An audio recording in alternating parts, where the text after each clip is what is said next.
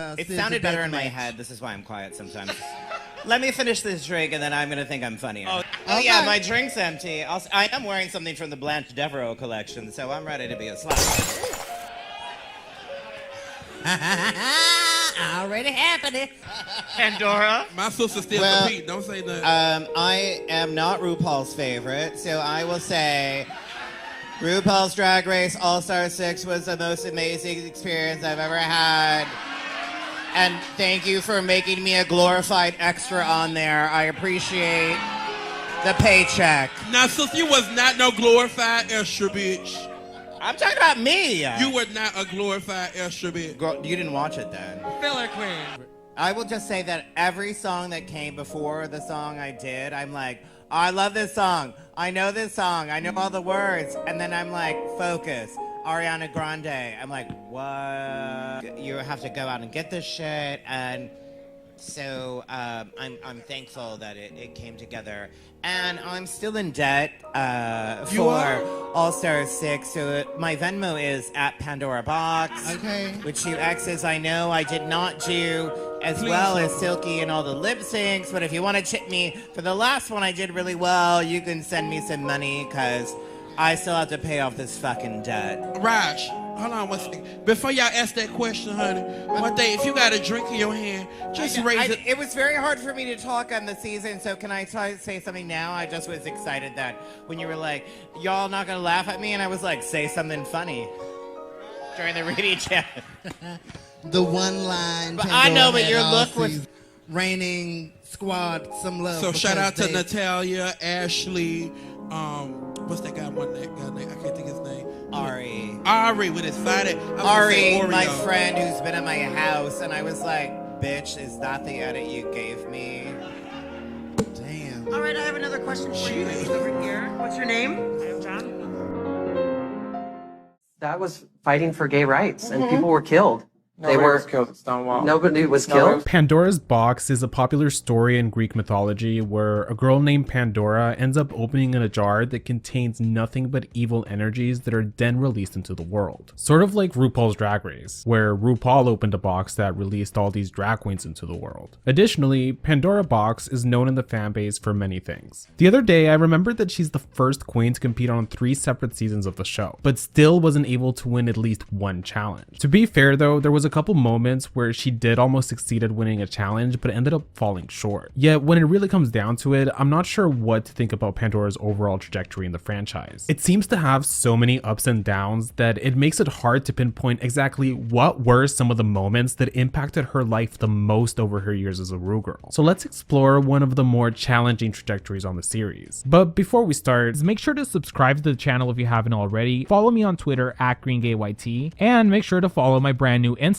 and TikTok at It's Green Gay. Now back to the video. I wonder sometimes what it's like to be a fan who just found out about the show recently, because there's so many queens out there with so many different seasons that I can only assume that the only names you consider relevant are the ones that are always being mentioned, like Trixie Mattel or Bob the Drag Queen. Yet with that, there's a lot of stories that over the years have gotten kind of buried. Legacies from queens that were once really celebrated among the fans that eventually stopped garnering as much attention and no longer was the fan base new favorite toy to play with. When it comes to Pandora's career, there's been moments where she had to endure the rough life of being a drag queen that wasn't people's favorites. At the same time, her introductions to fans was actually extremely positive. But then we have her run on All-Star 6, which was arguably her most important run of the show since it was her first time in 9 years that she was being showcased to a fan base that was now 10 times the size that it was when she was cast on All-Stars 1. Plus, it definitely eclipsed the pool of Drag Race fans that existed when season 2 was airing. Despite this, to many people that hadn't watched the older seasons, Pandora competing on All-Star 6 was just another one of the older queens being given a chance to introduce themselves again. But it does bring the question, was Pandora successful in marketing herself to a new generation of drag fans? I think the answer is very complicated, because as someone that had really paid attention to the evolution of her career over the past decade since her original season aired, a part of me couldn't help but to want to secretly root for Pandora on All-Star 6, hoping that she'd at least least make it past the first couple episodes, which she actually did end up doing. So then when it comes to the challenges Pandora faced in trying to establish her brand with the fans, where exactly do we start? Pandora has been doing drag since the 1990s. There's some clips floating around here and there, but since nobody expected her to become an iconic drag queen in the future, there's not really a whole lot of good footage available. Although one of the more notable aspects of her 1990s era was that Pandora even appeared on the Ricky Lake show along with Darrienne Lake in 1997. Now, I had to do some digging to find these clips, but I was sort of really surprised to see them on a television show like this. Just the week prior, RuPaul had been a guest, so I guess the topic of drag queens was still hot.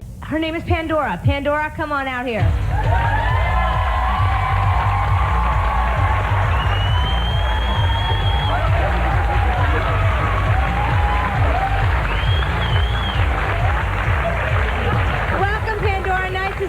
Hi, Ricky.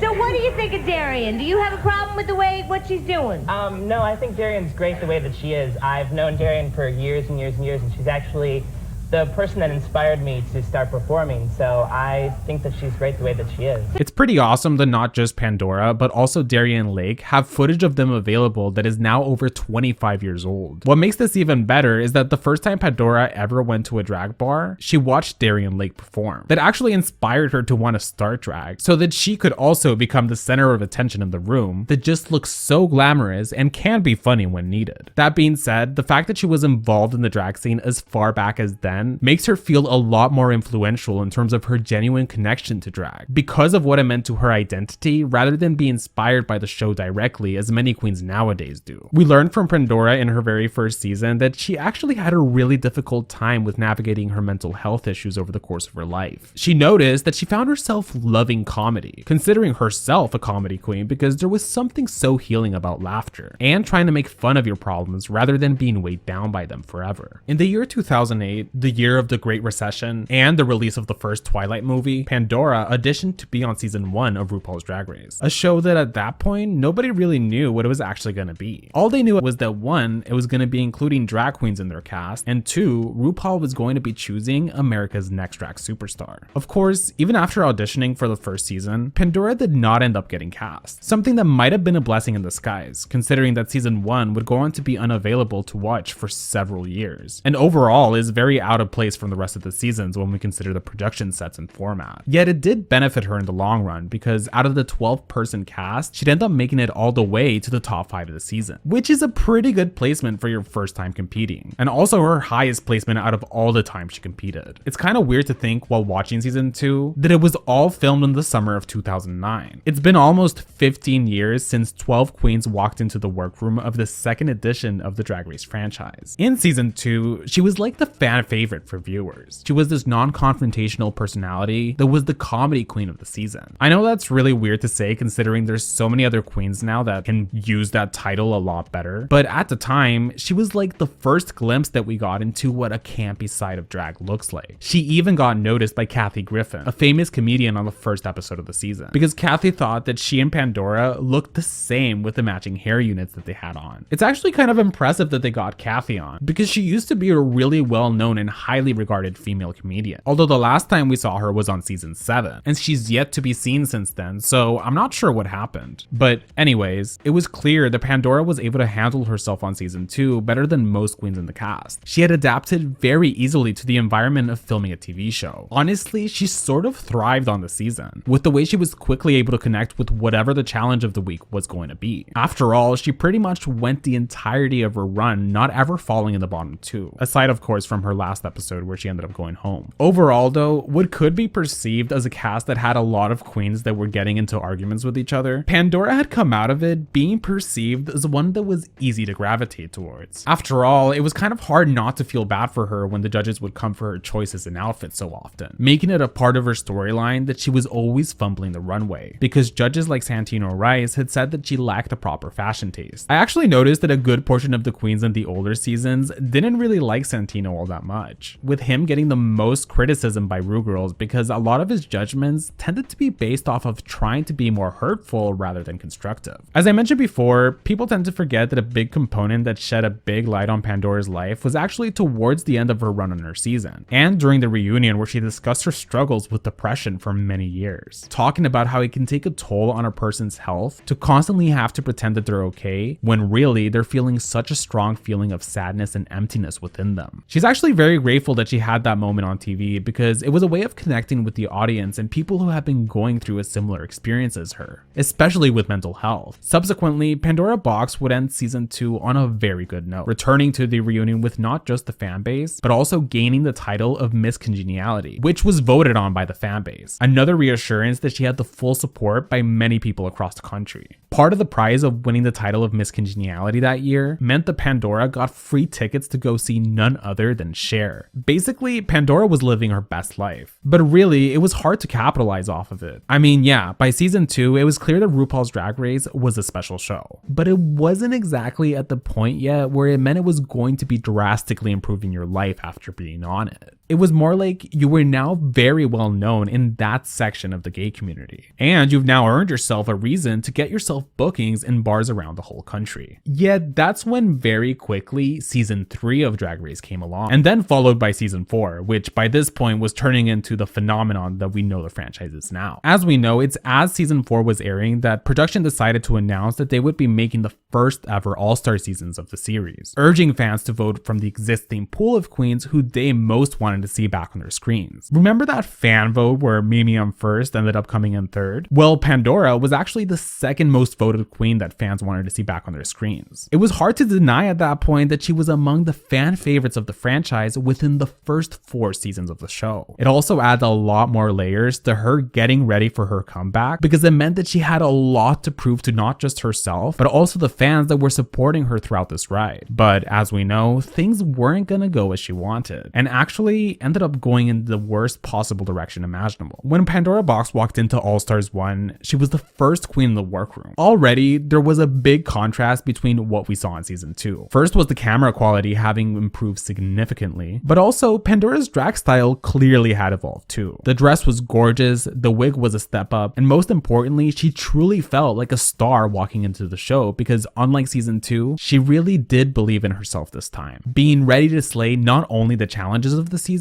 but the runways of the episodes too. When Mimi on first walked into the workroom, pretty much nobody was really excited to see her. They were, however, all gagged, because apparently Mimi had gone out of her way to try to make sure nobody was suspecting her of appearing on the season. Needless to say, they all saw her in that moment as the clear weak link of the cast. Somebody that essentially had the cards stacked against them, because really, when you had a cast filled with so many successful queens from the franchise, and you've had a controversial run that people didn't personally enjoy, then chances are your time was counted. The queens began suspecting halfway through the queens' workroom entrances that something wasn't right. They all signed a contract to be on the season, which stated ahead of time that there would only be up to 6 episodes in the season. So they all knew it was going to be short, which again, in that moment, Pandora felt super disappointed by the looming reality of what the format of the season was going to be. In a way, having the queens compete in pairs minimized the star power that they each had individually. It created a dynamic where it stopped them from having the freedom to really hone in on themselves and their own skills, as opposed to having to constantly take a step back so that you made sure that your partner in the competition was doing okay.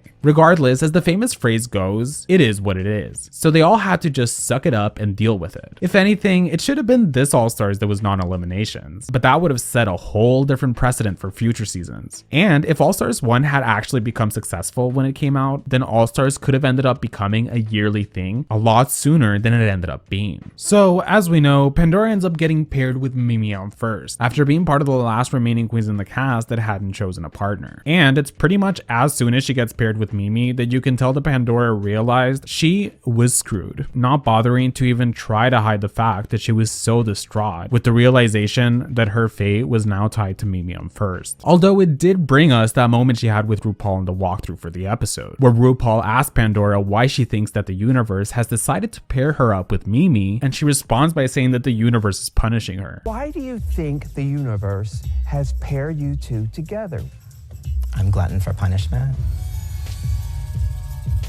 to make things even more of a bad experience, they weren't even allowed to choose their own team names. They were instead assigned by production to be called Team Mandora, which to her felt like a cruel joke that they'd choose to go with a name that many would consider to be a little shady when you think about it. From an audience perspective, a lot of fans took issue with the fact that Pandora was so disconnected from the competition, especially during the photo shoot mini challenge. Yet it carried on even when she was on the runway. Granted, it is a fair criticism to make, which was that Pandora should have just accepted the situation and tried to just make the best out of it, since it's her giving up that kind of solidified her fate. On the other hand, Pandora really was completely thrown off in her game. What the pairing with Mimi on First also meant was that she was once again gonna be the underdog of the season. Cause let's be honest, it really did affect her value as a contestant to be tied directly to Mimi. It's not surprising that Mimi on First and Pandora Boxx ended up getting bad critiques. What was probably the final blow was when Pandora was getting feedback for the outfit she presented in the runway and was met with negative reactions, including Santino, who expressed that she looked like a Muppet. It was like, just when you thought that your time on the show was already going bad, you've now not even been able to prove yourself as having good runways, at least in terms of the confines of the show. So it's natural that the rest of the episode, Pandora didn't even care when Mimi had a breakdown and left the set, resulting in her having to reluctantly try to get Mimi to come back. Until finally they go back to the main stage, Mimi loses her lip sync, and RuPaul officially says that she's been eliminated along with Mimi, subsequently becoming the first two queens to ever go home first in All Stars history. All Stars 1 really negatively affected Pandora's career in terms of fan perception. Many people didn't like the way she came across on that one episode of All Stars because she seemed way too bitter about the person she got paired with, while Mimi seemed to have been actively trying to make things work. Mind you, she did straight up say to Mimi as soon as they were paired that based on the cast, they had everything stacked against them. So it's not like Mimi was completely out of the loop as to why Pandora was over it. I think it's easy from an audience perspective to be like, well, she shouldn't have given up and just tried her best regardless. But I mean, it's not that easy. Plus, to add another perspective, Pandora has said that she was sick during the filming of All Stars 1, which is why she had such a bad attitude the whole time. But it doesn't really change what the result was. You'll notice that on the second episode, when they have a shot of all the queens posing and pointing towards the empty slot in the Hall of Fame, all the queens are wearing their 60s outfits, so it's clear that this was filmed during the filming of the second episode. Yet, we see Pandora Boxx in her runway for the episode, but not Mimi on First. This is because by this point, Mimi had already been sent packing to New York City, but Pandora lived nearby, so they called her in to be part of the shot. Although this does go to show that this season was being thought about as they were filming, because how do you forget to get this shot when they had all the queens together for the filming of the promo just a couple days prior? But anyways, I wish we could have gotten to see what the rest of her outfits would have been for All Stars 1, since it was pretty much the only area that she needed to improve since her original season. Once the All Stars 1 era was done, the show began to get more popular. So the people that were going back to watch All Stars 1 were left with an impression of Pandora that wasn't at all a good representation of who she is. Before we continue this video, I want you to try to ignore everything you know about Drag Race and put yourself in the shoes of the All Stars 1 queens. Not only were you screwed over by being in what the fans have considered to be the worst season ever, but you've also lost your one chance to redeem yourself in the competition. Since up to that point, the thought of a second All Stars was so far away that even the idea of having a queen that had already competed on All Stars to get the chance to return yet again seemed completely impossible. The narrative that she had a bad attitude ended up following her in the years to come. Even people at meet and greets would later on make negative comments about their interaction with Pandora, something that she actually addressed a couple times, saying that when she's in a big crowd, she tends to get very nervous, since she experiences a lot of social anxiety. In a way, it was as if people were always looking at her through the lens of her All Stars 1 edit. So no matter what she did, it always came from a place of bitterness to them. A little fun fact for the All Stars 1 Snatch game, or the quote Gaffin version of the Snatch game, was that Pandora was gonna play Paula Abdul, which is funny because that was the person who sang the song that played during the episode that she got eliminated. Also, just as a side note, does anybody else know that Paula lied about being in a plane crash? Yet it's been reported that it never even happened, which has drawn a lot of correlations between Paula Abdul lying about surviving a plane crash and Robbie Turner, who lied about surviving her Uber driver. But going back to the topic at hand, when I was making this video, I came across some information that I was actually really surprised to learn and had no idea about. Apparently, way back in the day, before the pit stop became the super popular after show that exists now, Pandora Boxx apparently hosted her her own version of a recap show, except hers didn't have any guests. It was just her talking about the latest episode of the series. Her reaction show began around season 5. The way it worked is that Logo TV would upload each recap episode, which involved Pandora standing in front of a green screen and just going over the most important parts of each episode and giving her own opinion and jokes about what had transpired. So here's where it gets a little confusing. Her recap show was called Drag Center. It was being produced at the World of Wonder studio. Typically, after the release of each episode, Pandora lived in Los Angeles, so it was really easy for her to travel to production to film it. Yet the weird thing is that I could not find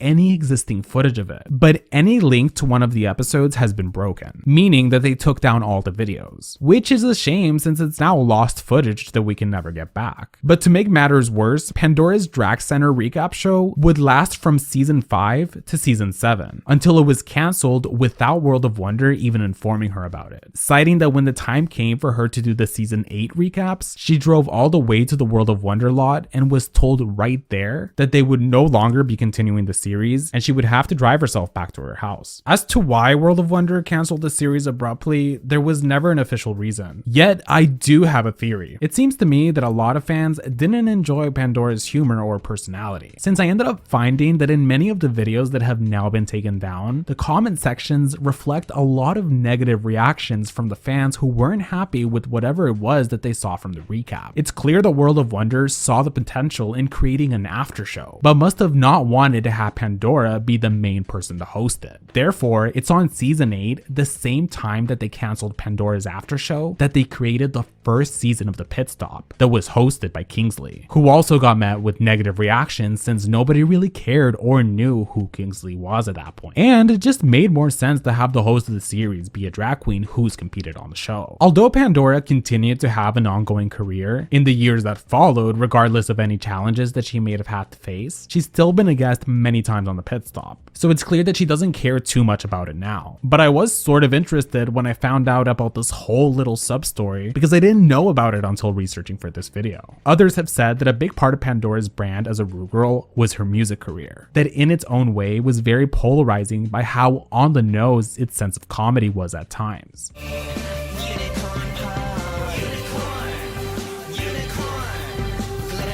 The extreme parody type of music that she was creating was funny to some, but unfunny to others. If we're talking about musical careers, Pandora really is what I would consider to be drag queen music, which means that most of her songs are extremely campy to the point where they are all literally parodies in and of themselves. Then again, most of the time, drag queens are always trying to poke fun at things. Maybe the fact that a lot of Pandora's artistic expression was so ridiculous adds a special charm to her as a character. Sometimes you need that little piece of entertainment that's gonna make you think, well, that was kind of weird, so that it can give you a break from reality. Or maybe I'm just reading too much into this.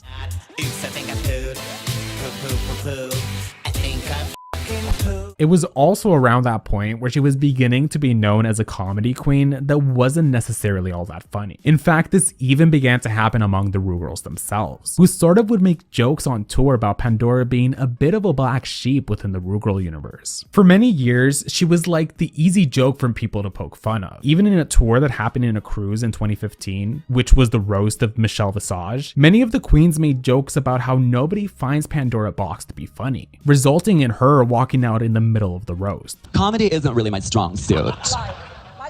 I'm more of a glamour beauty queen. And so I decided to enlist the help of my fellow RuPaul's Drag Race sisters to write some jokes for me, because I wanted to be really funny tonight for you at the roast. So I went to Shangela and I asked her to write me a joke. And she said, what? And I said, what do you think about the food on this ship? And she said, it's sickening, bitch. So I asked Bianca Del Rio to write me a joke. And she said, just ask Jackie Beat, it's basically the same thing. Next, I asked Pandora Boxx to write me a joke. I'm just kidding, I didn't ask Pandora Boxx to write me a joke. Pandora was not actually on my list, so I never wrote jokes for her. I guess she's a last-minute addition to the show, thanks. Whoever set that up. No. Whenever I'm talking about my favorite Drag Race girls to someone who doesn't, Pandora, come back! That's a Dupree dress! I thought that would work, okay. Lying normally works. I don't know.